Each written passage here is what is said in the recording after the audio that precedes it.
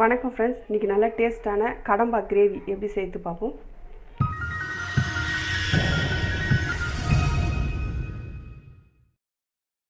Stove பற்ற வச்சுட்டு கடாய் வச்சுருக்கேன்.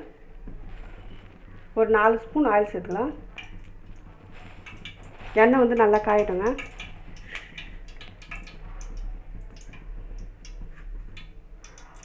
ஒரு ஸ்பூன் சோம்பு சேர்த்துக்கலாம்.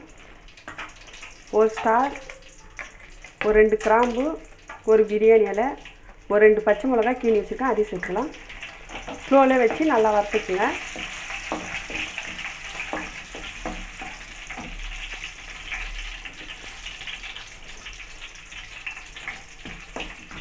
இது கூடயே ஒரு 3 வெங்காயம் பொடியை கட் பண்ணி வச்சுருக்கேன், அதையும் சேர்த்துக்கலாம். வெங்காயம் வந்து பச்சை வாசனை போகிற அளவுக்கு நல்லா வதக்கிக்குங்க.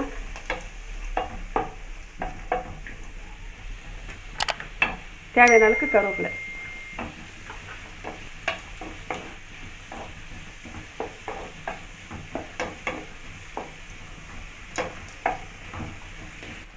பாருங்கள், வெங்காயம் நல்லா வதங்கிச்சு. ஒரு 2 ஸ்பூன் இஞ்சி பூண்டு சேர்த்துக்குங்க. நல்லா வதக்கிக்குங்க.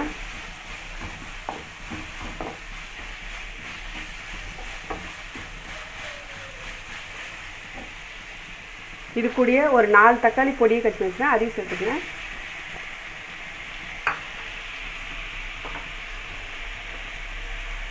தேவையான அளவுக்கு உப்பு சேர்த்துக்குங்க. சேர்த்துட்டு நல்லா வதக்குங்க.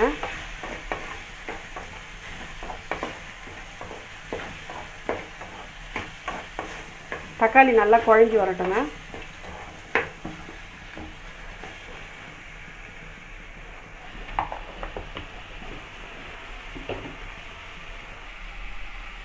பாருங்கள், 1/2 கிலோ கடம்பா வாங்கி இதை போல் க்ளீனாக கழுவிட்டு இதை போல் கட் பண்ணி வச்சுருக்கேன். வெங்காயம் தக்காளி நல்லா வதங்கிச்சு. இப்போ நம்ம கடம்பாவை சேர்த்துப்போம்.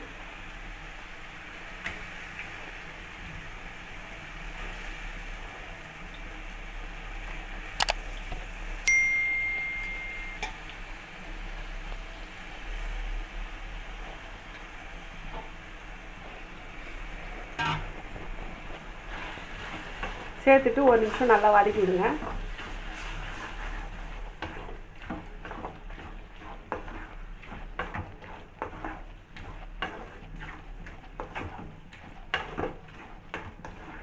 தண்ணி ஊற்றாதீங்க, தண்ணி இதுலேயே வரும்.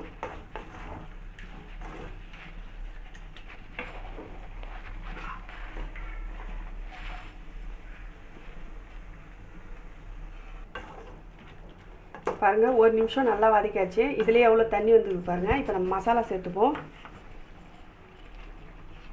1/2 ஸ்பூன் மஞ்சள்தூள் சேர்த்துக்குங்க.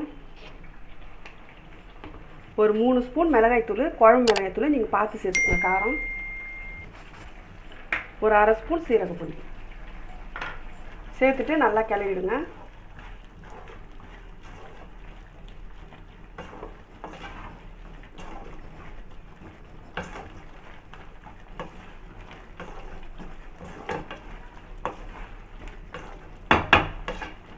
ஒரு 10 நிமிஷம் வேகட்டுங்க, மூடி போட்டுருவோம்.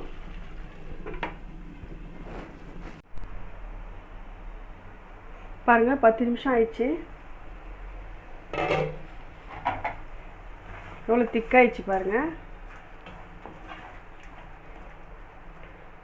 நல்லா வெந்துச்சு.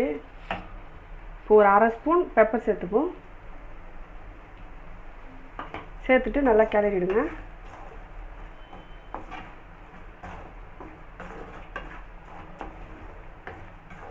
இது கூட தேவையான அளவு கொத்தமல்லி.